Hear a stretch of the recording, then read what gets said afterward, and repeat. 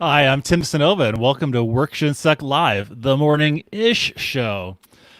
On today's episode, we're joined by Mica and Mica Scalin of Another Limited Rebellion. But first, I'm pleased to welcome back to the show everyone's favorite live streaming and podcasting co-host, Lauren Ruffin. Lauren, how's it going today? It just got exponentially better because you just used your god powers to stop our raucous conversation in the green room and just yanked us out. And it was pretty amazing, and I'm really proud of you.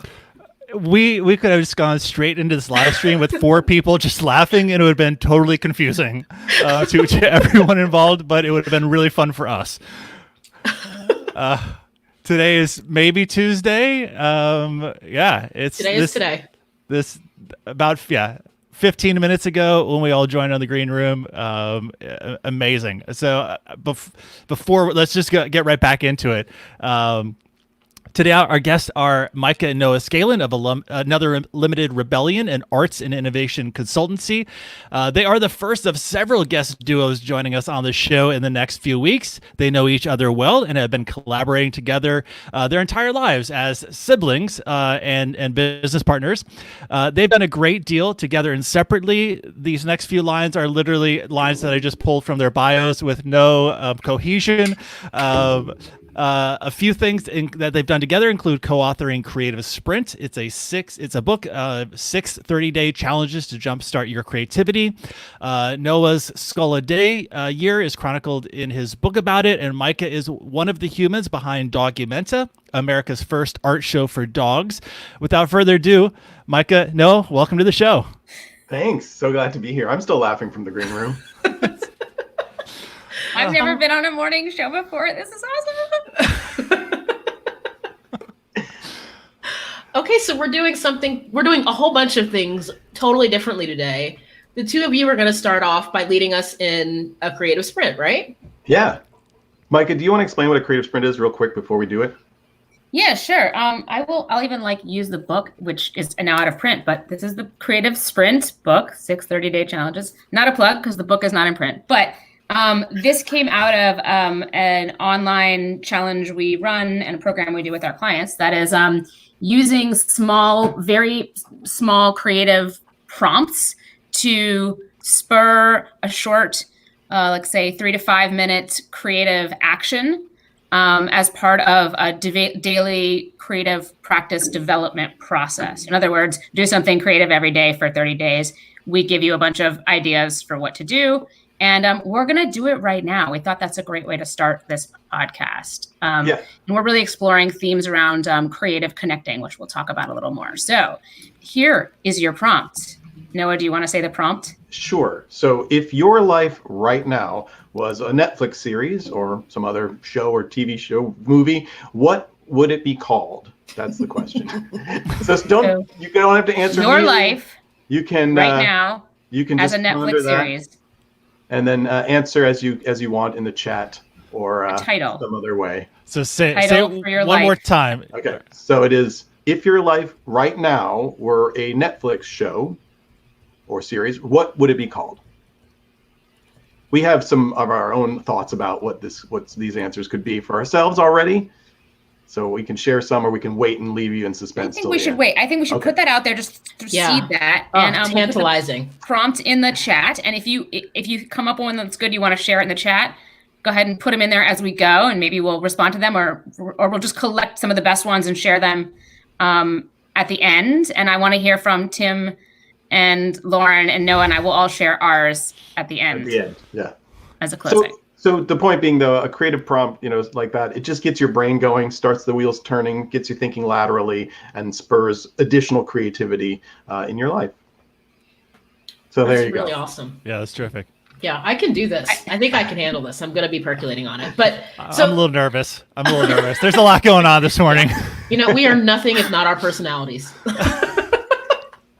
So Tim gave y'all the hodgepodge of an introduction, but can you tell our viewers sort of how you typically introduce yourselves? If you were meeting people on the street, or just, as you're going about your work, anything that you feel like is particularly germane to this conversation? I usually just say I'm an artist, author, activist, and space pirate, but that doesn't generally help anybody. Mm-hmm. Mica, how would you describe what we do as a company, though, when you talk to people? That's a good question. We call ourselves an art and innovation studio, and it's a partnership between my brother and I, Noah, where we look for opportunities to raise the value of the arts in general and artists. And by value, I mean like get people paid money. And the way we've been doing that in the past couple of years has been working within leadership development and professional development programs, mostly providing training and speaking engagements, but also sometimes art engagements within very large businesses. So we typically serve large organizations that are already pretty invested in training and development in that way. But we also, serve the creative development of the individuals in those organizations and just the, larger community. We help those organizations, reach out to their community, whether it's within the organization or outside the organization through, creative and arts engagements. That's kind of wordy. Does that make sense? What does that look like when you work with organizations to do that? It takes a lot of forms. So we do a lot of work where I'm going in, or Mike is going in sometimes, and we're doing keynote speeches, or we're doing workshops, usually a combination of those, and also then long-term engagements with organizations where we're helping them use the tool we just talked about, the creative sprint, to develop the creative capacity of everyone in the organization.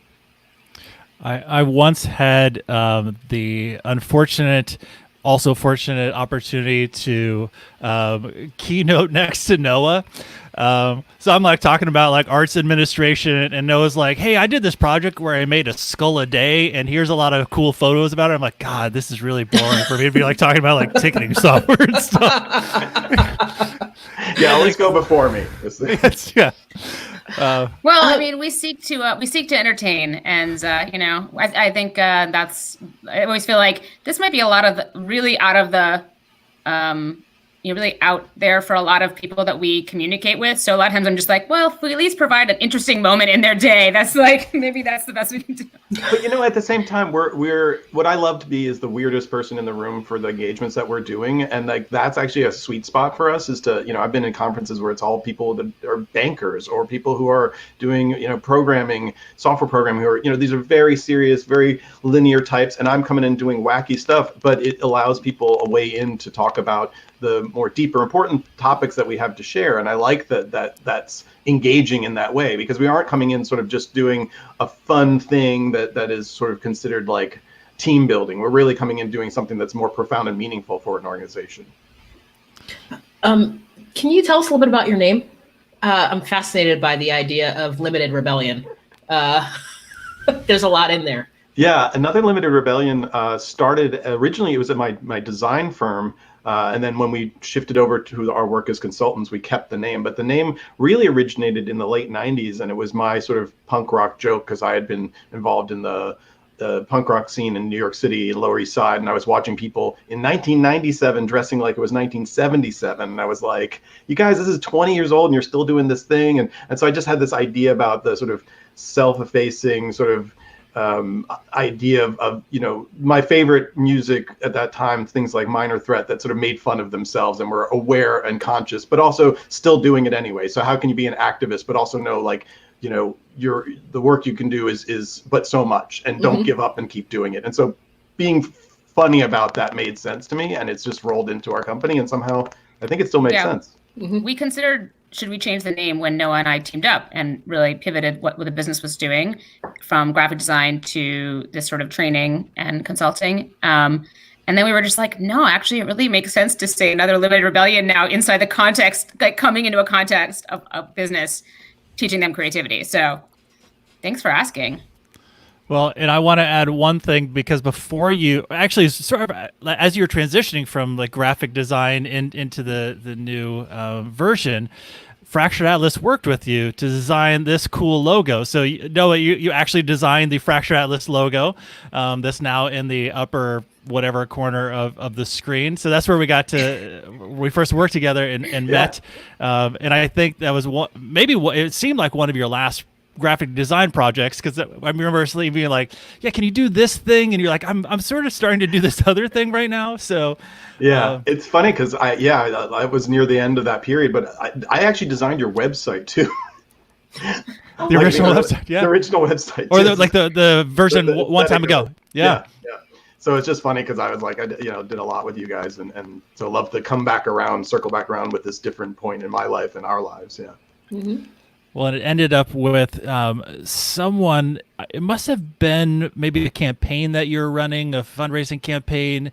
Got a print of the United Skulls of America that hung in our Fractured Atlas office until like a couple months ago when we got rid of the Fractured Atlas office, and that was a big question, like who was going to take the print from the office because we didn't need it anymore. I don't know who got it. One day it was just like off the wall and someone took it. So so we have the logo. We had that print in our office for a number of years.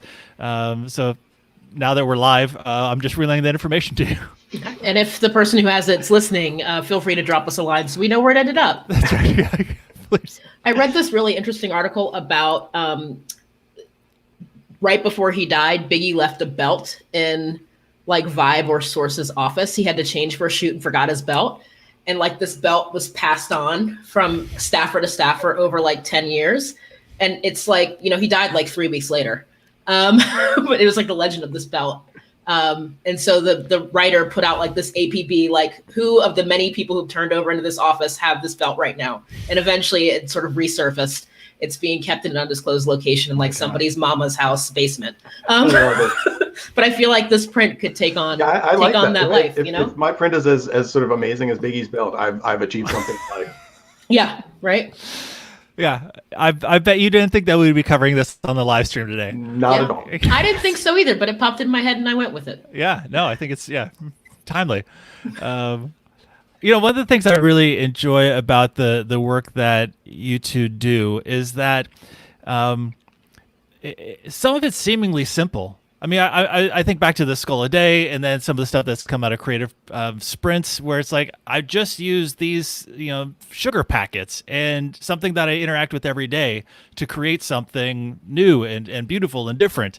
And I love that as an entry point to just the things that we're surrounded with. You can be creative with, you don't have to have a studio and paints or quiet time to compose or space to choreograph, but that everyone has this in them.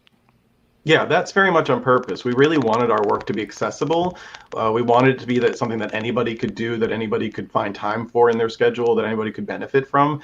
We really designed all of the things that we do as a company to have that quality so that it actually works. We don't want it to be something that's like, here's the secret sauce of some famous person and it's impossible to replicate because of their life experience and the the benefits they had because of where they were born or who they are or who the parents are, whatever it is. Like, that shouldn't be a factor in this type of work. I know we both took a breath. Yep, you're up. Yeah. Okay, I'll go. I'm really curious to hear how your work has shifted or changed. Has it over the last couple weeks? Mica. Yeah. Noah and I have been thinking about this. We had to sort of reflect on this last week as well, and it was interesting to think like, well, obviously, there's no more travel to big, like, fancy events with executives coming from all over the world, because that was definitely, like, something that Noah or I would be doing, like, once or twice a month as of, like, last year. And in fact, so that changed. We're not doing that anymore, at least probably not for the rest of 2000. I don't know if that will ever be something that really happens in the same way as it used to, anytime in I don't know, who knows.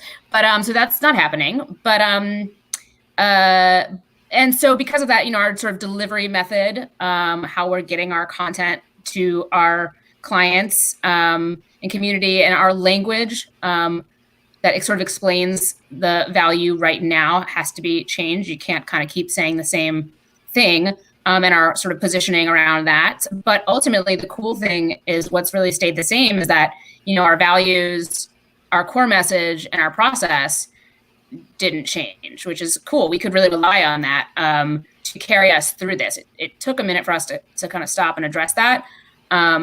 we did have a little bit of like, I would say like early warning. And I actually this ties into this conversation, but Noah and I had already been talking to some friends and colleagues in Asia and hearing that things were changing kind of as of February. I think life was, day-to-day life was already changing for them. And then we had a client that was organizing a global event that had to be postponed. That was happening beginning of March. So this is all like kind of 2 weeks before everything hit everybody that it was happening here. So we were sort of already like, oh, this is already sort of changing our like Q2 business planning. Like this is something percolating. And then, we both already worked from home, so that wasn't a change. But yeah, the cool thing was we really spent time touching base and talking to people right away as those changes right away emerged. And hearing, and even not only that, people reaching out to us, like clients, friends, colleagues, students, from that sort of corporate client, all areas, reaching out to us and asking us for stuff, asking us to do stuff, asking us to do a program, or just like telling us that something they learned from us was valuable right now. So that also like helped us see that like we didn't need to change that core message. It was still hitting people. In fact, they were thinking about it now in this moment of crisis. So that I think really helped us to realize like this core content and message and strategy is really helpful now. Let's just figure out how we can repackage it and deliver it in a way that, is meaningful and still has the same value to people. So that's been our little challenge. We got, I would say like in the first week, I personally got like a dozen emails from people saying, when are you going to do another creative sprint? We need something right now. It was like a real sense of like what we did was on top of mind for people, which was wild to feel like, wow, this is how valid this stuff is. We knew it was valid. We knew it was something you needed when there was an emergency. And that's why we always tell people to practice and to do this stuff before there's an emergency. But to see like people in the emergency going, this is the thing we need right now. And we had a great client who we were about to do something in person and immediately said, yes, we can switch to virtual. And we, were like, we had never done that specific thing virtual before. And so we did a really quick turnaround on like creating a virtual version of one of our most popular workshops and presentations. And that was amazing. And then we got a great feedback on it right away. What's crazy is that literally in February of this year, I was in Portland and I like with hundreds of people speaking to them. And it was just so weird to go like, I was just in this hotspot area, and then like a month later it's like it seems crazy, and I wouldn't even like, it's scary to look at a picture of that many people that tightly packed together. How did you actually, one of the things that we get a lot of questions about is how do you actually do the thing? We get questions about like, how do you do the podcast? A lot of questions about what platform we use for streaming this live stream, which is StreamYard. We have no sponsorship deal with them, but would maybe take one. But how did you actually, as people are wrestling with how does this thing move online, what did you actually use to make something that was built for 3D and put it online? What tools did you use? How did you have to rethink the way you were interacting with people? Well, I think one of the first things that's really cool is that we had already been working virtually to some degree. So Creative Sprint was already something we used email for. And certainly, we love a live interactive session. It's really fun to have people in the same room. There's a very specific energy that's generated from it. But we had already been practicing, and Mica and I, because we were working virtually with each other for years, and we're not in the same city. So I'm in Richmond, Virginia. She's in Brooklyn, New York. We've been working virtually for many, many years. So we're already used to this platform as a way to interact with each other, and we practiced and played in it. So it wasn't an entirely unfamiliar thing. Mica, I think also that's I know you're talking about tools, but again, in terms of tools are one thing. You can have all the tools, but if you are not actually, you have to think about content as it fits the tools. And it's so interesting, but like, I feel like we've gone back in time for me, because about 10 years ago, like I was in the field of helping people get their heads around how to get content onto digital platforms at the very early stages, like doing online video pre-YouTube and trying to work with arts organizations and creatives and then eventually like television and stuff. But so to me, I kind of feel like we've gone back to the past. But on the other hand, pushed up against a wall, everyone's figuring it out and figuring it out really amazingly, So I think you can certainly use tools. There's no shortage of tools, and there'll be more tools. But I really think it's thinking about like content and format. And Noah and I were lucky because Noah's a lot of the content we developed to share with our clients is based on experiences Noah and I had developing creatively using the internet and digital communication tools to develop creative content. So does that make sense? Yeah, I agree with you. Tool wise, like Zoom, what else? Email, MailChimp, Zoom. Fax machines. Whatever. That's the embarrassed. Well, it's funny because Skull a Day was a blog, and so like talking about pre all the current technology, like it's amazing that we've got so many ways now and so many rapid, easy tools to use. And that, I mean, Mica and I both have done live video stuff like with our various projects years ago when it was really hard to do. And so to be able to just jump on this and do this now is amazing. Yeah, I think you're right around there's something about having to do things virtually that really strips bare the quality of your content. And to me, that's such an opportunity because the networking and like the co-presence that happens in events, like if someone doesn't like your stuff, they're still going to hang around the convention hall or whatever, talking to people, and they're going to leave feeling good, even if they hated every single one of your formal presentations.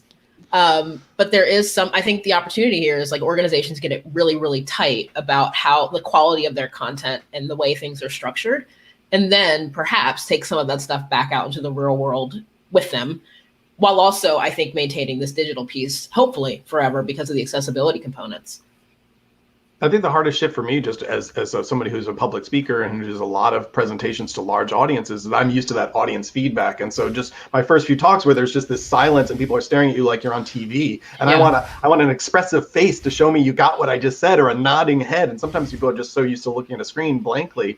And so we did do some work to build in some tools to create a little more of that noise so that we get a sense of whether or not this was hitting and this was resonating. Because you want to be able to, if you're going to do something live, you want it to connect with that audience instead of you could just watch a video of me giving a talk, but I want to have a live experience with you when I'm doing a live presentation to a client. Yeah, I think we're still exploring. I think, like you said, I love this. You guys, it's two people talking. That provides that thing so you don't have that awkward, like, you're just like riffing and it's getting weird. So it's like that sort of having another I mean, person. It still happens, Mica. Yeah, we still have plenty of awkward. Like, like 3 Make minutes. your brand, though.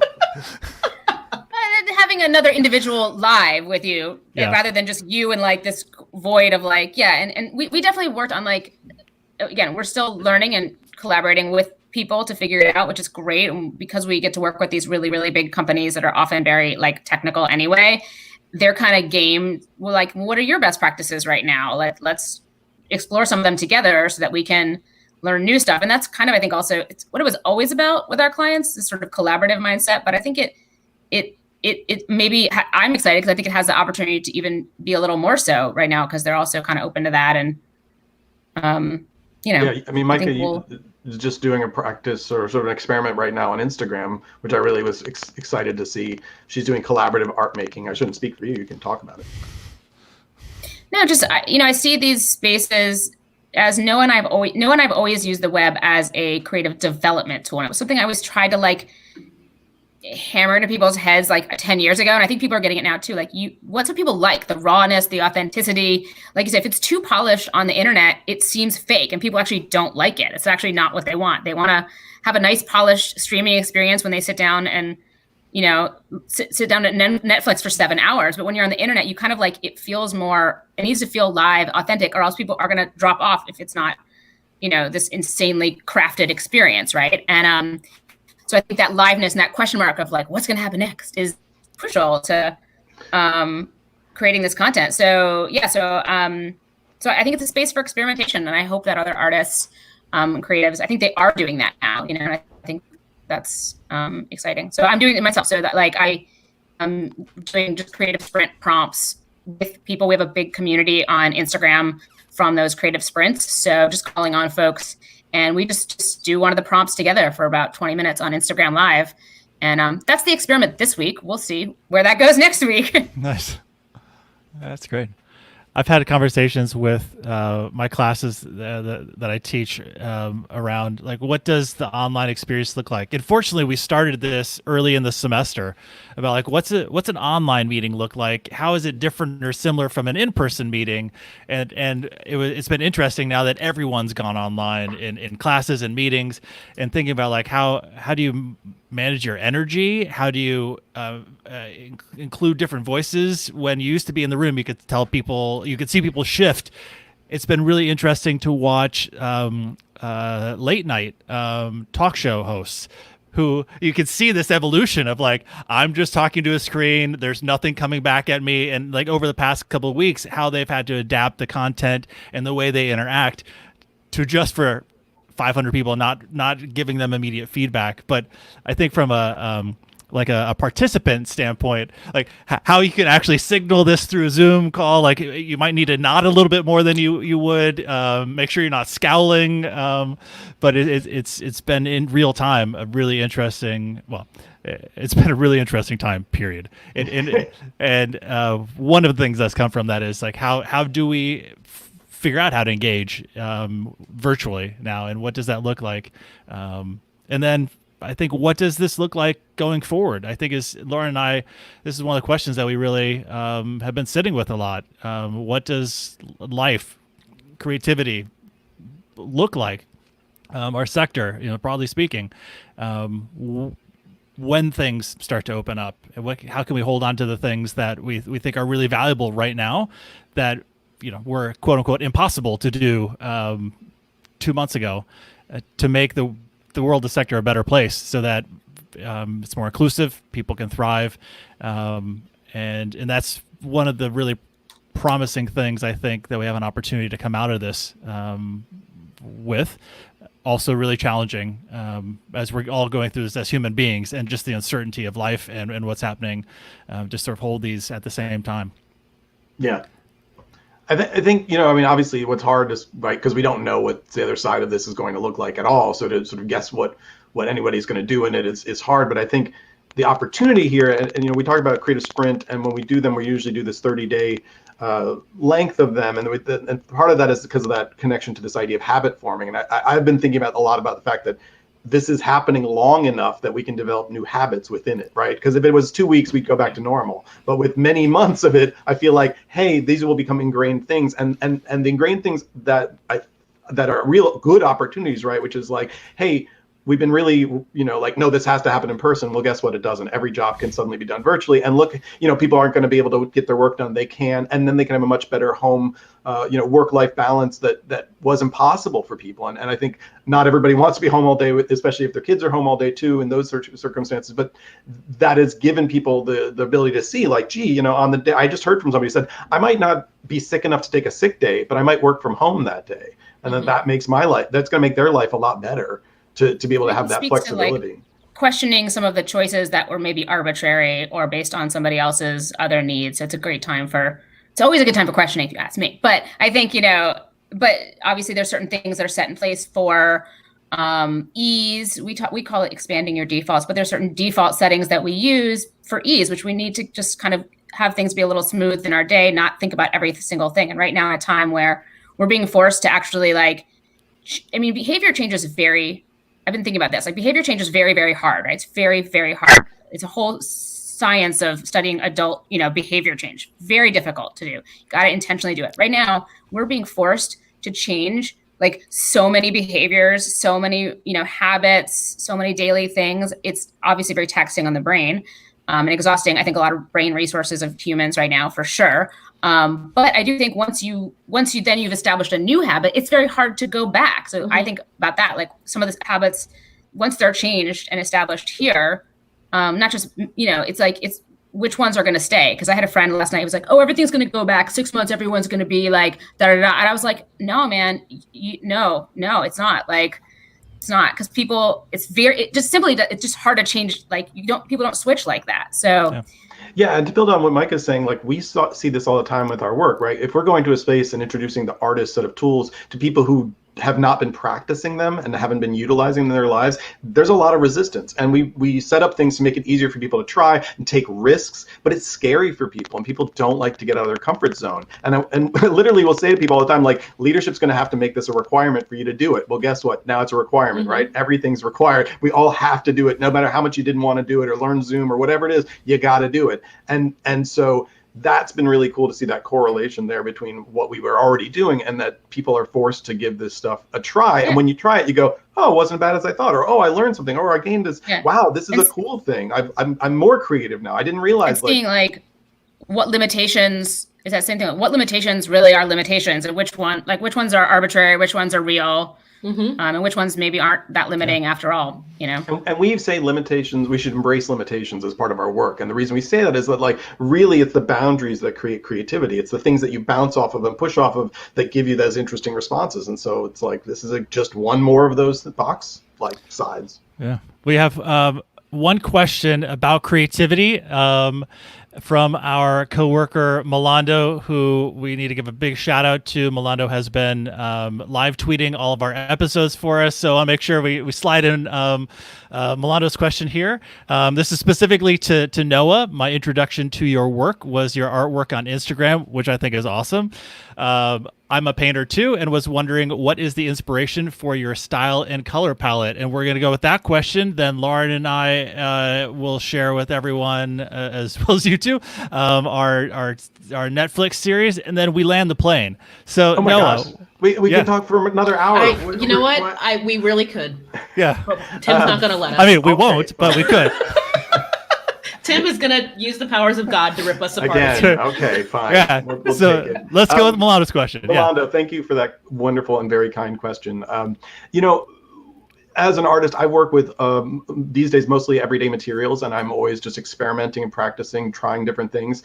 And one of the things that I developed was this idea of working with clothing to make portraiture. And so I started using clothing to do it. And when I did that, clothing comes in, a certain range of colors. Obviously, it seems like every color, but when you get down to it, like the clothing that I would collect would be these sort of bright, colorful things, and then this sort of whatever blacks and tans and stuff. So that would become my palette just because of what I had to work with. And after I did a few of those, I really liked that palette. And then I realized when I was going to do some painting that I wanted to stick with the palette that I developed, because I like the fact that when I've got this one set of colors, if I'm doing portraiture, which I like to focus on, it stops me about skin tone, and it becomes this sort of the same color palette for everybody. And so no matter whose portrait I'm doing, they all have the same set of colors to create them. And I really like that. And I realized that part of what's happening when I'm doing this work, and I do this when I work with stickers as well, because stickers come in these really bright color palettes too. And so it's a similar one in terms of these, like, all these really intense colors being used to make maybe more subtle colors or colors that you wouldn't necessarily expect them to combine into. But when I do that, I realized recently that I'm really seeing things in black and white and gray, basically, that I translate color from hue to value. I think that's the right transition there. Yeah. So it's basically light to dark rather than blue or red or yellow, etc. And so that's what's happening in my head when I make those pieces. Nice. Thanks for that, Milano. Thank you for the technical. question. Yeah. All right. So let's land the plane. If your life right now were a Netflix show or series, what would it be called? Who wants to go first? You guys have an idea? I'll do one from dance like 3 or 4 of your friends are watching on Zoom. Mine's a riff on a well-known show. It's called Who Wants to Be an Introvert? Lauren? Mine is, first of all, shot in all black and white. It's a play on the first 3 letters in isolation, and it is In Search of Isolation, because I am really accustomed to spending time by myself during the day. I'm now sharing the house with people I love very much, but who also are working my very last nerve, just because they're here. They're great people. I just don't want to be around anyone. Get out of my house. Yeah. So, I'm in search of isolation, really. Yeah. All I can come up with is this chair. It would be shot pretty much like you're seeing now, just me sitting in this chair for 30 to 60 minutes each episode, maybe engaging with someone online or just staring at the monitor. Love of chair. Yeah, Sort of a Warhol-esque kind of like it. Exactly, Noah. That's exactly what I was going for. Yeah. No, you one-upped mine. I just noticed on our thing. You wrote, so you think you can dance with 3 or 4 of your friends watching on Zoom, which is even better. I was like, yeah, it's super awkward. And they shorten it to Zoom dance parties, super awkward, guys. Super awkward. Yeah. I tried it. Well, I think that moment right there is how we should end this episode. It has been an absolute joy to get to spend 45 minutes with both of you. Thank you so much for taking time in your day to share the creative prompt and to share the time. Yeah, love it. Anytime. Thanks for having me. Oh, Micah was saying thanks for having us. Great. All right, we'll fill that on the transcript. So again, shout out to our coworker Milando, who's been live tweeting our Workshow Suck live episodes. To each of you for being on this journey with us. Tomorrow at 11 a.m., we keep the fun going when we're joined by Caroline Woolard. Misses in the meantime, all of our episodes now are available on workshowsuck.co. We have podcasts. We have the rewatching the videos with captions. We have transcripts. Don't forget to subscribe. Give the episode a thumbs up. Until next time, thanks so much for being with us.